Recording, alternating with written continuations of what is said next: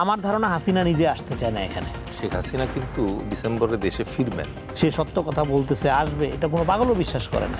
হাসিনাকে যে তারা রাখতে চায় না তার প্রমাণ হলো হাসিনা ফিরবে এই আওয়াজটা তাকে ওইখান থেকে দিতে দেওয়া। ইন্ডিয়া যে নোশন দেখাচ্ছে এটা আমাদের জন্য অত্যন্ত বিপজ্জনক একটা নোশন।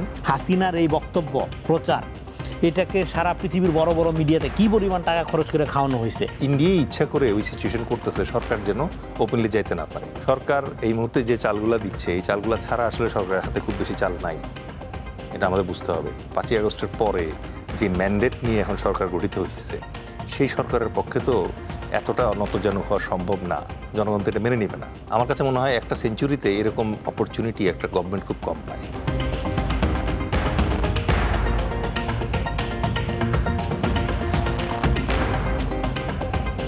বাংলাদেশের ধরেন প্রধানমন্ত্রীর যে কূটনৈতিক উপদেষ্টা, সচিব না কিন্তু কূটনৈতিক উপদেষ্টা, প্রধানমন্ত্রী যিনি পক্ষ হয়ে বলল 5 আগস্টে আপনারা শেখ হাসিনাকে এই সব রাজনৈতিক বক্তব্য দিতে দিয়েন না, তার মানে দিল্লিকে এটা গুরুত্ব দেওয়া দরকার ছিল। এটা মানে বাংলাদেশ সরকারের অবস্থান, সেটা গুরুত্ব না দিয়ে, বাংলাদেশের জনগণকে গুরুত্ব না দিয়ে, সরকারকে গুরুত্ব না দিয়ে শেখ হাসিনাকে গুরুত্ব দিল। তো সেটা মানে তাহলে কি দাঁড়ালো? এটা শেখ হাসিনাকে গুরুত্ব দেয়নি, এটা আমি অন্যভাবে দেখি। প্রথম কথা হলো হাসিনা এর আগে যেটা বলেছে, হাসিনাকে যে তারা রাখতে চায় না তার প্রমাণ হলো হাসিনা ফিরবে এই আওয়াজটা তাকে ওইখান থেকে দিতে দেওয়া। কারণ হাসিনাকে রেখে এখানে সম্পর্ক করা যাবে না, এটা তারা বুঝে গেছে। আর এখানে তারা হাসিনাকে যদি পাঠাইতে সক্ষম হয় তাহলে তার এই যে সাম্রাজ্য এতদিন সে হাসিনাকে কেন্দ্র করে গড়ে তুলছিল এটা তো রক্ষা হয়, এটা তার জন্য বিরাট অর্জন হয়। তারপরে এখানে হাসিনাকে পাঠানোর আয়োজন শুরু করতে গিয়া এখানে যদি একটা রক্তারক্তির অবস্থা তৈরি করা যায়, এখানে যদি 2-4টা লাশ ফেলা যায়, এটাকে তো তারা $1 বিলিয়ন খরচ করে সারা পৃথিবীতে লবিস্ট নিয়োগ করে এখানে আপনার ওই ইয়াগুলো করবে তারা, হ্যাঁ, মতামত উৎপাদন করার চেষ্টা করবে। অলরেডি আপনি দেখেন হাসিনার এই বক্তব্য প্রচার, এটাকে সারা পৃথিবীর বড় বড় মিডিয়াতে কি পরিমাণ টাকা খরচ করে খাওয়ানো হয়েছে। প্রত্যেকটা ইন্ডিয়ান মিডিয়া তো আছে, পাশাপাশি রয়টার্স, হ্যাঁ, থেকে শুরু করে আপনার বড় বড় ওয়েস্টার্ন মিডিয়াগুলোতে মানে তুমুল প্রচারণা তারা চালাইছে। কারণ তারা যেখান থেকে লুটপাট করে শত শত লক্ষ লক্ষ কোটি টাকা নিয়ে গেছে, এগুলো তো ব্যবহার করতে হবে। সেই টাকা তারা ব্যবহার করে এই জিনিসগুলো তারা করছে।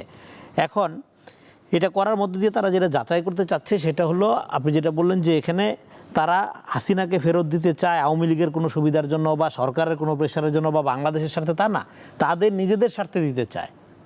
তাদের নিজেদের স্বার্থে কেন দিতে চায়? তারা এখানে এক নাম্বার কারণ হলো এই যে হাসিনাকে তারা যদি এখানে আবার কোনোভাবে পুশ করতে পারে, করার মধ্যে আওয়ামী লীগ নামক এই যে একটা ভারতীয় এন্টিটি বাংলাদেশে তৈরি করছে তারা, এটা পুনর্জীবন কোনোভাবে সম্ভব কিনা এটা তারা দেখতে চায়, দেখাইতে চায়। কিন্তু আমার ধারণা হাসিনা নিজে আসতে চায় না এখানে। এবং কারণ আসতে চায় না, কারণ হাসিনাকে আরেকটা হলো হাসিনা মানেই মিথ্যা, আওয়ামী লীগ মানেই মিথ্যা। যেখানে দরকার নেই হাসিনা সেখানেও 2টা মিথ্যা কথা বলে, আর সেখানে সে ওইখানে আসছে পালাইয়া, হ্যাঁ, এখন সে চেহারাও দেখাচ্ছে না, সে সত্য কথা বলতেছে, আসবে, এটা কোনো পাগলও বিশ্বাস করে না। কিন্তু ভারত চাইতেছে যে তাকে ফেরানোর পরিবেশ তৈরি করা যায় কিনা। সেই কারণেই এই যে এই আয়োজনটা করতে যে পরিমাণ খরচ হয়েছে, হ্যাঁ, আরও খরচ করবে তারা প্রয়োজনে করে, তারা এখানে হাসিনাকে ফেরানোর এই কন্ডিশন তৈরি করার মধ্য দিয়ে প্রথম কাজ হলো এখানে আওয়ামী লীগের লোকজনকে মোবিলাইজ করা যায় কিনা। সেই মোবিলাইজেশনে দেখবেন যে ইন্ডিয়ান ইউটিউবগুলো, অ্যাক্টিভিস্টগুলো তারা ওই সংবাদ সম্মেলনে কাকে দেখা গিয়েছে, কে কোন রহস্য মানব, হ্যাঁ, কার চুল কেমন, এই দাড়িওয়ালা ছেলেটিকে, এই নানা রকম রহস্য, নানা রকম, এটাকে একটা নিউজ বানাচ্ছে, আইটেম বানাচ্ছে। কারণ আওয়ামী লীগ তখন আইটেম না, এখানকার নানা রকম বিষয় আশয় নিয়ে এগুলো আইটেম বানাচ্ছে, এগুলো চর্বিত চর্বণ করছে, এগুলো বিভিন্ন অ্যাঙ্গেল বের করতেছে, বের করে এটাকে একটা ইস্যু বানাচ্ছে, প্রাসঙ্গিক করছে, কন্টেন্ট বানাচ্ছে, যেটা কন্টেন্ট হওয়ারই কথা না। কন্টেন্ট বানানোর মধ্য দিয়ে আওয়ামী লীগের লোকজনকে এঙ্গেজ করছে। কারণ আওয়ামী লীগের লোকজন তো হাসিনাকে তালাক দিয়ে দিচ্ছে। আওয়ামী লীগের লোকজন কিন্তু যারা প্রকৃত অর্থে পলিটিক্যাল, যারা প্রকৃত অর্থে আওয়ামী লীগের রাজনীতিকে ভালোবাসে, তারা জানে যে আওয়ামী লীগের রাজনীতির সবচেয়ে বড় ক্ষতিটা হাসিনা কইরা দিয়ে গেছে, তার ক্রাইম পার্টনারদেরকে নিয়ে সে চম্পট মারছে। ফলে তাদেরকে এই সমস্ত নানা রকম কন্টেন্ট ক্রিয়েট করে, এখন কন্টেন্ট ক্রাইসিসে আছে আওয়ামী লীগ।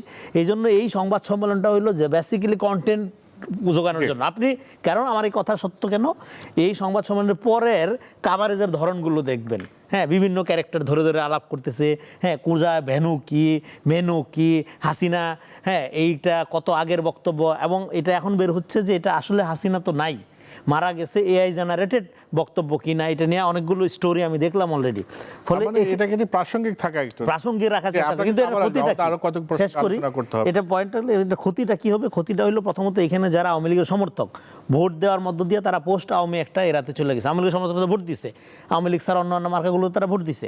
এখন তারা যাতে আরামে থাকতে না পারে, কারণ তার কার্যক্রম নিষিদ্ধ, ফলে তাদেরকে উস্কাইয়া রাষ্ট্রবিরোধী সরকার বিরোধী কার্যক্রমের মধ্যে আনা, তারপরে জেল জুলুমের মধ্যে হোক, মারামারির মধ্যে পড়ুক। হাসিনা আসলে লাশ চায়, সে যদি 2টা লাশও ফেলতে পারে, দেখবেন তোরাগ নিয়ে কি কাহিনী ঘটলো, তারা 2টা লাশও যদি ফেলতে পারে, তাহলে এটা $1 মিলিয়ন তারা ইনভেস্ট করে বিভিন্ন লবিস্ট নিয়োগ করে দেখাবে যে কত বড় মানবাধিকার লঙ্ঘন হচ্ছে। এসে তারা আরও কন্টেন্ট ক্রিয়েট করবে, আরও প্রাসঙ্গিক হওয়ার চেষ্টা করবে। ফলে এখানে আমাদের যেটা বুঝতে হবে, এই যে ট্রাইবাল যে রাজনীতিটা, এই রাজনীতির বাইরে বাংলাদেশ বের হয়ে গেছে। আর কখনো এরকম একটা গণহত্যা প্রবণ একটা ফ্যাসিস্ট মধ্যযুগীয় রাজনীতিতে বাংলাদেশ প্রবেশ করবে না।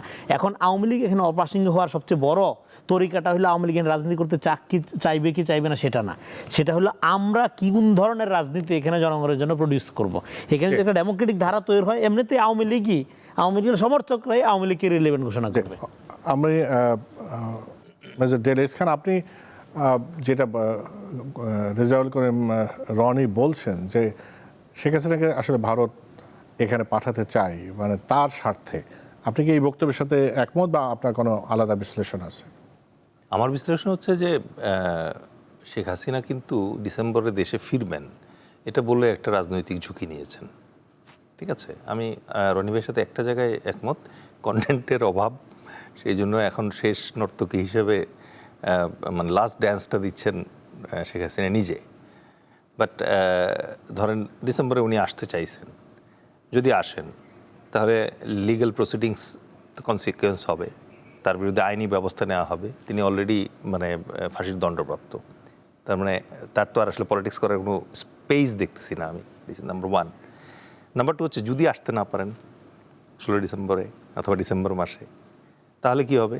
তাহলে হচ্ছে এই যে বাংলাদেশে আওয়ামী লীগ ধর্মের যে মুরিদরা আছে তারা মানে দারুণভাবে হতাশ হবে, এবং আওয়ামী লীগের সেই সকল আশাবাদী নেতৃবৃন্দ যারা এখনও নাক মুখ গুজায় অপেক্ষায় আছে, তারা লিডারশিপের উপরে আস্থা হারাবে।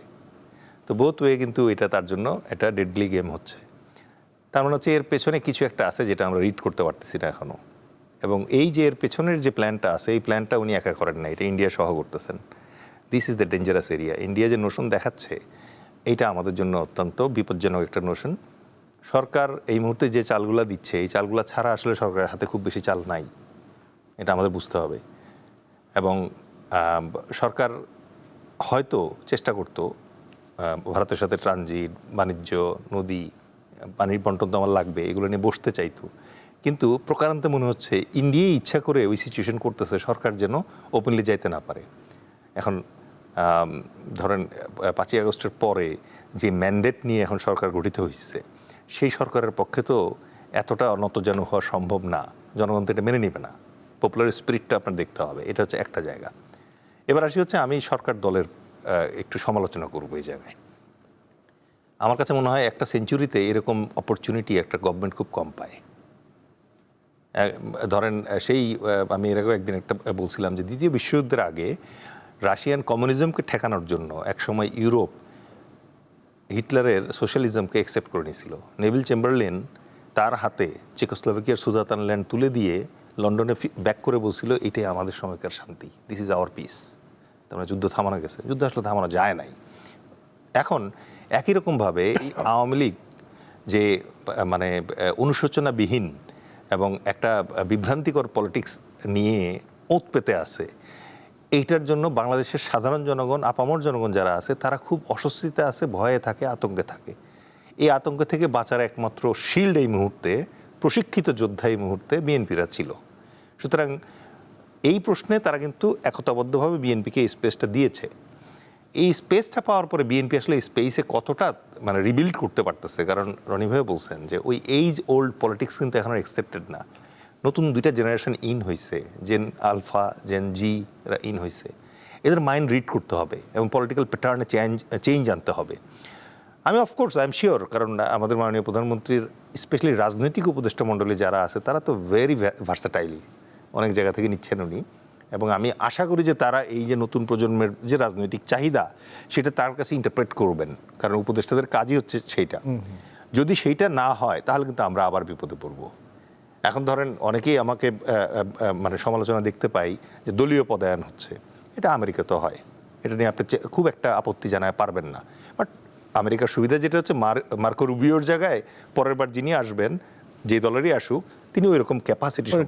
রাইট। আমাদের ক্ষেত্রে ইনিশিয়ালি হয়তো আমাদের কাছে মনে হচ্ছে যে না, এই লোকগুলার কোয়ালিফিকেশন ওভাবে মূল্যায়ন হয় না। যেমন ধরেন দুদকের প্রধান এবং কমিশনারকে নেওয়া হবে, এই জন্য কিন্তু উন্মুক্তভাবে সিভি চাওয়া হয়েছে, অনেকে সিভি জমা দিচ্ছে, এর ভিতরে এখন একটা ইভ্যালুয়েশন প্রসেস হয়ে রিক্রুটিংটা হবে। বাট অন্যান্য অনেক সরকারি প্রতিষ্ঠানের ক্ষেত্রে কিন্তু গায়েবী হয়ে যাচ্ছে। And it's okay, political party এটা করতেই পারে, আমার এটা নিয়ে আপত্তি নাই। কিন্তু এই জায়গাটায় যদি আমাদের মাননীয় প্রধানমন্ত্রী আরেকটু স্ক্রিনিং করেন যে ঠিক আছে দলীয় বিবেচনাই দিবেন কিন্তু মেরিটোক্রেসিটাকে এনশিওর করে দিয়েন, তাহলে কি হবে, আমাদের প্রতিষ্ঠানগুলো শক্তিশালী হবে।